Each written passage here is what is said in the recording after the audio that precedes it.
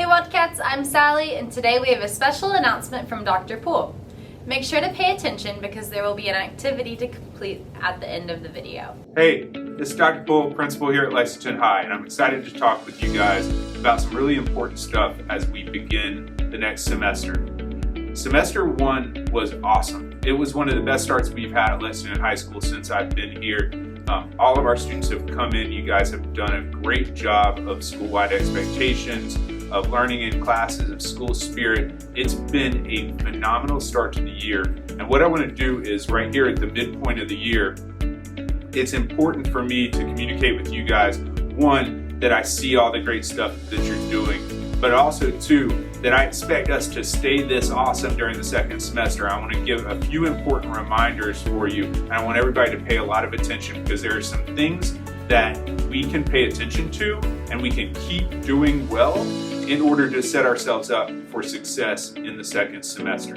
So, thing one, everybody's starting new classes this week, and there are 3 school-wide learning targets that your teachers are going to be talking with you. And that's all about the rules in their class and how to access the materials in their classes and how to know that your voice matters in those classes. So pay attention this week. Set yourself up in your new classes for success.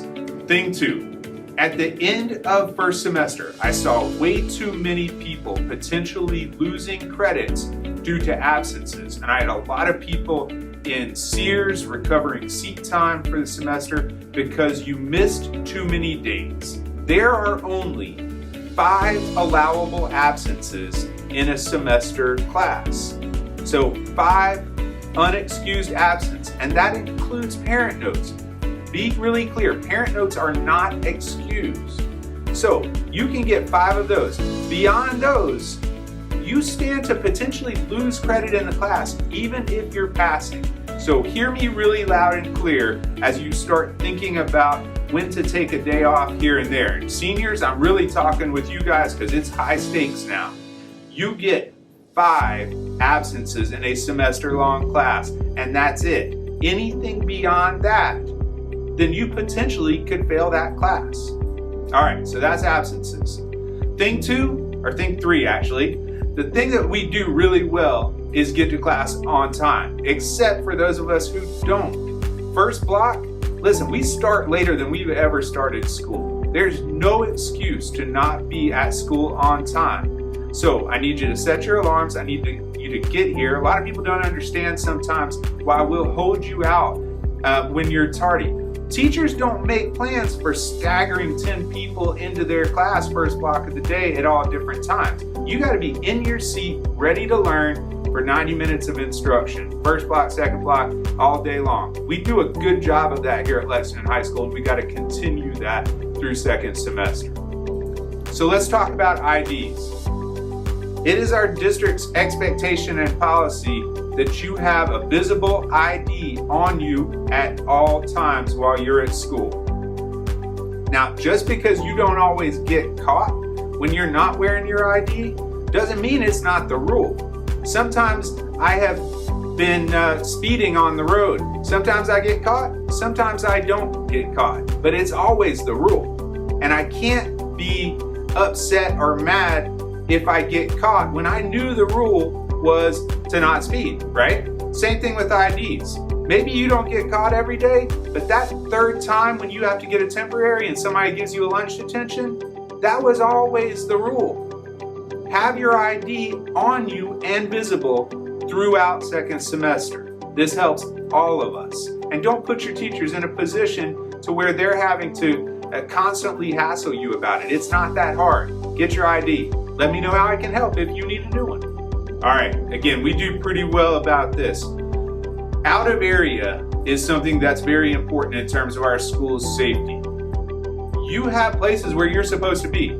Typically it's in class. If your teacher allows you to go to your counselor or to the restroom, you should have a pass. At lunch, you should be in the cafeteria unless you are a senior. If you are not a senior and you're outside of the cafeteria eating with the seniors, not only are you out of area and potentially could get a discipline consequence, but you're potentially putting in danger all of the senior privilege because that might get taken away if we can't know where our students are throughout the building. So out of area is something that's not okay. So have a pass, know where you're supposed to be, and there are no excuses to be where you shouldn't be. All right, let's talk about dress code. We have the most progressive and student-centered approach to dress code in the entire school district. But there's still a dress code. Hats, hoods, earbuds. You guys pay attention to this and listen to me. Your teachers love you and they take great care of you every day. If they want the hat, the hood, or the earbud out and you choose not to follow instructions, there's a consequence for that.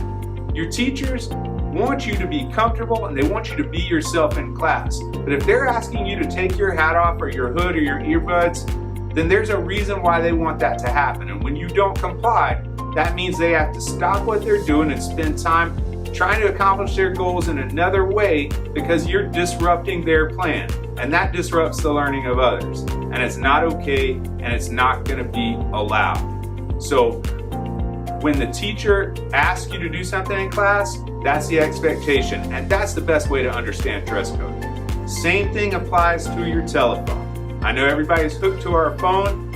In class, when your teacher needs you to put away your phone, that's a really clear expectation.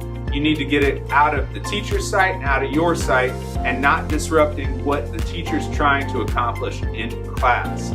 Finally, you guys know it, I know it, our teachers know it.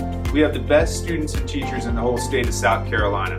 Let's make semester 2 as good as semester 1. We stay the best and we stay on top because we work at it. And that's what I'm asking you to do. Keep on doing what you've been doing.